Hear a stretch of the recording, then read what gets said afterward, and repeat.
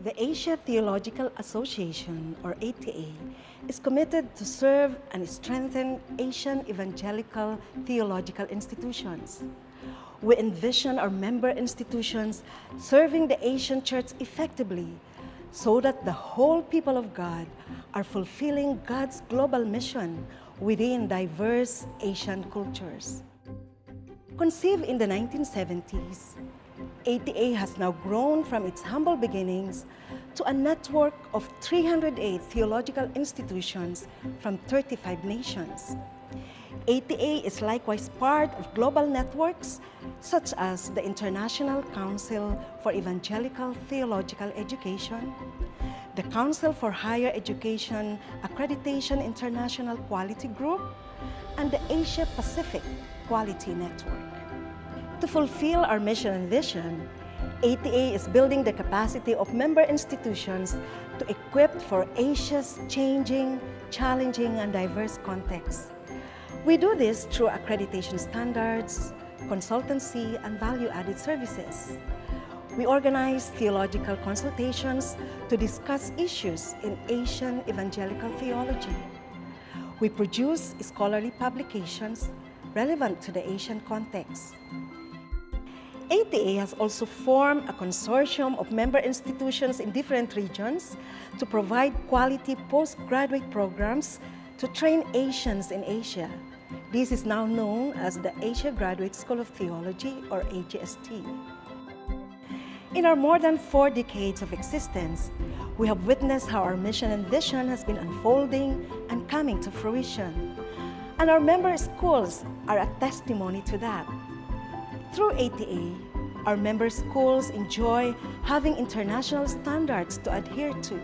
Our accreditation services have given our member schools credibility and provided a guarantee to students that they are receiving nothing less than quality theological education. This is invaluable, most especially in places of strict governmental restrictions. Many of these schools were in great need of accreditation, guidance, and network. Many of them were not able to have accreditation or other services otherwise due to minority status of Christianity or government restrictions. Theological education is very new in Mongolia. That's why our government doesn't recognize theological education as part of the educational system in Mongolia. So we can't be registered in Mongolian educational system. But ATA was very useful that we actually get a paper from ATA to show to our government. So we are actually now doing our theological education without any legal problems. Through ATA, leaders of theological institutions have been equipped so they can effectively equip leaders. The seminars organized by ATA have been instrumental to understanding what theological education really entails. These seminars have likewise allowed for the development of a suitable curriculum and the development of faculty that will further ensure quality education. India is a complex country, as we're all well aware of. It is complex in its diversity of cultures, religion, backgrounds, contexts, languages, people groups. And so ATA's own involvement with institutions is to help them train effectively for each of these contexts. It is a challenge to understand how to develop good curriculum, how to effectively train, how the classroom can become a good learning experience as well, inclusive of ministry experience. And so in all of these areas, as Asia Theological Association works with institutions, these are some of the areas we want to focus on. Collaborative efforts between theological institutions from far and wide have been realized. ATA has provided several avenues by which member institutions can be connected and thus work together. This has also led to shared resources and expertise. Theological education doesn't happen in isolation. It happens in contact and in a close relationship with the church and with other theological institutions. ATA provides a platform for all the member schools to come together, to learn from each other, to develop our theological education in order to meet the needs of the church and the world.